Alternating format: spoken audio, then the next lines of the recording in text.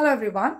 இன்னைக்கு லெசன்ல நம்ம பேசும்போது என்னைய ரொம்ப அலட்சியமா நினைக்காத, என்னைய ரொம்ப இளக்காரமா நினைக்காத, எந்த ஒரு விஷயத்தையும் அலட்சியமா நினைக்காத, எந்த சின்ன பொருளா இருந்தாலும் அதை இளக்காரமா நினைக்காத, இப்படிலாம் சொல்லுவோம்ல. அந்த மாதிரி சொல்றதுக்கு இங்கிலீஷ்ல எப்படி கரெக்டா சொல்லணும் அப்படின்னு சொல்லிட்டு இன்னைக்கு பார்க்கலாம். ஃபர்ஸ்ட் ஒன், என்னைய ரொம்ப இளக்காரமா நினைக்காத. இப்போ மித்தவங்க யார்கிட்டயாவது சொல்லும்போது அவங்க நம்மளை ரொம்ப அலட்சியமாக நடத்துகிறாங்க அப்படின்னா, என்னை ரொம்ப இளக்காரமாக நினச்சிடாத, என்னை லேசாக நினச்சிடாத அப்படிலாம் சொல்லுவோம்ல. அந்த மாதிரியெல்லாம் சொல்கிறதுக்கு don't take me for granted. Don't take me for granted. So take me for கிராண்டட்ன்றது உன் இஷ்டத்துக்கு என்னை நினைக்காத, அலட்சியமாக நினைக்காத, என்னை இளக்காரமாக நினைக்காத, என்னை லேசாக நினச்சிக்காத, இப்படி எல்லாம் சொல்கிறோம்ல. அந்த மாதிரி எல்லாத்துக்குமே நம்ம don't take me for granted அப்படின்னு சொல்லலாம். நெக்ஸ்ட் ஒன், அவளோட வேலையை ரொம்ப சாதாரணமாக நினச்சிட்டா, அவளோட வேலையை ரொம்ப இளக்காரமாக நினச்சிட்டா, ரொம்ப லேசாக நினச்சிட்டா, இப்படிலாம் நம்ம சொல்கிறோம். அந்த மாதிரி சொல்கிறதுக்கு இப்போ சொல்லிட்டான்னு சொல்கிறதுனால நம்ம ஷீ அப்படின்னு சொல்கிறோம். ஸோ நினச்சிட்டான்னு பாஸ்ட் டென்ஸில் சொல்கிறதுனால ஷீ டுக். எதை அவன் நினச்சிட்டா? அவளோட வேலையை. ஸோ இந்த டுக்கு அப்புறம் நம்ம அவளோட வேலை அப்படிங்கிறத அங்கே போட்டணும். So she took her job for granted. So for granted அப்படின்னா அதை இளக்காரமாக ரொம்ப லேசாக சாதாரணமாக நினச்சிட்டா. She took her job for granted. So இதில் டேக் சம்திங் ஃபார் கிராண்டட் அப்படின்றது தான் அந்த மெயினான அந்த ஃப்ரேஸ். ஸோ அது கூட நம்ம எந்த விஷயத்த சொல்கிறோமோ, டேக்குக்கு அப்புறம் எந்த விஷயத்த சொல்கிறோமோ சொல்லிட்டு அதுக்கப்புறம் ஃபார் கிராண்டட் அப்படின்னு சொல்லிட்டு போட்டோன்னா நம்ம அதை ரொம்ப இளக்காரமாக நினைக்கிறது, ரொம்ப லேசாக நினைக்கிறது, ரொம்ப அலட்சியமாக நினைக்கிறது, அதெல்லாம் இந்த அர்த்தத்தில் வந்துடும்.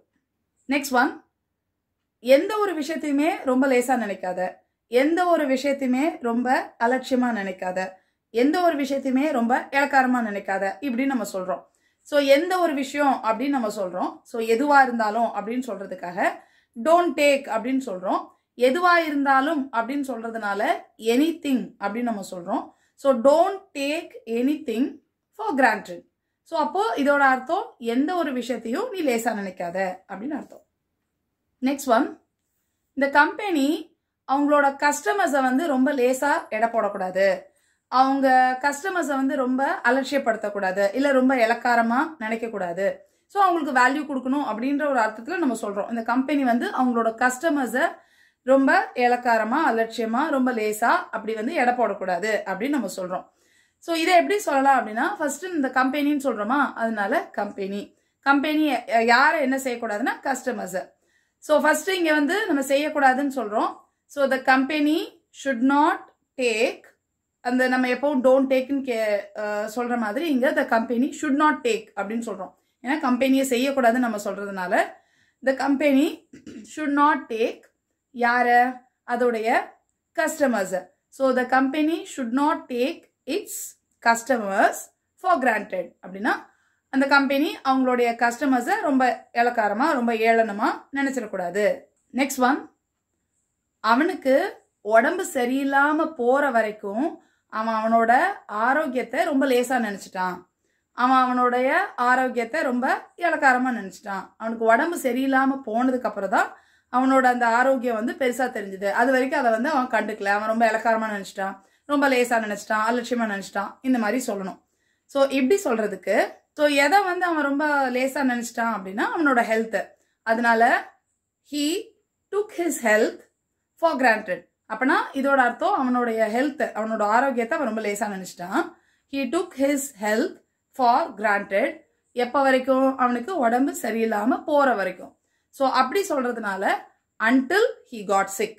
So until he got sick அப்படின்னா அவனுக்கு உடம்பு சரியில்லாமல் போகிற வரைக்கும் அவனோட ஆரோக்கியத்தை ரொம்ப லேசாக எடுத்துகிட்டு இருந்தான், ரொம்ப அலட்சியப்படுத்திட்டு இருந்தான், ரொம்ப இளக்காரமாக நினச்சிட்டு இருந்தான் அப்படின்னு அர்த்தம். நெக்ஸ்ட் ஒன், சின்ன விஷயங்களை ரொம்ப அலட்சியமாக நினைக்காத, சின்ன விஷயங்களை ரொம்ப இளக்காரமாக நினைக்காத அப்படின்ற மாதிரி நம்ம சொல்லணும். ஸோ சின்ன விஷயங்கள் அப்படின்னு நம்ம சொல்கிறதுக்கு இங்கிலீஷில் த லிட்டில் திங்ஸ் அப்படின்னு நம்ம எடுத்துக்கலாம். ஸோ அப்போ சென்டென்ஸாக ஃப்ரேம் பண்ணும்போது don't take the little things for granted. So don't take the little things for granted அப்படின்னா இந்த சின்ன விஷயங்களை don't take the little things for கிராண்டட்னப்போ சின்ன சின்ன விஷயங்களை ரொம்ப சாதாரணமாக ரொம்ப ஏளனமாக நீ நினைச்சிடாத அப்படின்னு அர்த்தம். நெக்ஸ்ட் ஒன், கவர்மெண்ட் மக்களுடைய நம்பிக்கையை ரொம்ப ஏளனமாக நினைச்சிடக்கூடாது. கவர்மெண்ட் மக்களுடைய நம்பிக்கையை ரொம்ப இளக்காரமாக நினைச்சிடக்கூடாது, ரொம்ப லேசாக நினைச்சிடக்கூடாது அப்படின்னு நம்ம சொல்லணும். ஸோ கவர்மெண்ட் இப்படி நினைக்கக்கூடாதுன்னு நம்ம சொல்லணும். அதனால கவர்மெண்ட்லேருந்து ஸ்டார்ட் பண்ணுறோம். கவர்மெண்ட் ஷுட் நாட் டேக் எதை எடுக்கக்கூடாது, மக்களுடைய நம்பிக்கையை சாதாரணமாக நினைக்கக்கூடாது. So the government should not take the citizens trust. Citizens trust அப்படின்னா மக்களுடைய நம்பிக்கை. So the government should not take the citizens trust for granted. So அதை ரொம்ப ஏளனமாக இளக்காரமாக நினைக்கக்கூடாது. நெக்ஸ்ட் ஒன், அவனுடைய வீட்டு சொத்தை ரொம்ப சாதாரணமாக நினச்சிட்டான். அவனோட வீட்டு சொத்துக்களை லேசாக நினச்சிட்டான், இல்லை இளக்காரமாக நினச்சிட்டான் அப்படின்னு நம்ம சொல்லணும். ஸோ அவன் நினச்சிட்டான்னு சொல்கிறோம் அப்படின்றதுனால நம்ம இங்கே ஹீ அப்படின்னு சொல்கிறோம். ஸோ ஹீ டுக் எதை அவன் லேசாக எடுத்துக்கிட்டான், அவங்க ஃபேமிலியோடைய சொத்துக்களை. So families wealth. So he took his families wealth for granted.